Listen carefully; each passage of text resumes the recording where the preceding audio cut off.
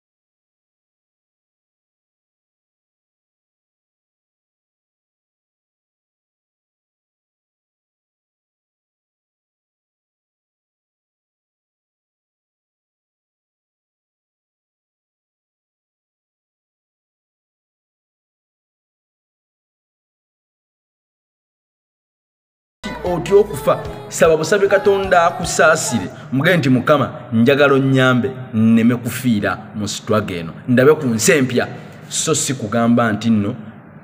abantu babattisa teyattisa muntu abantu Katonda yebe ntuuko ey'okufa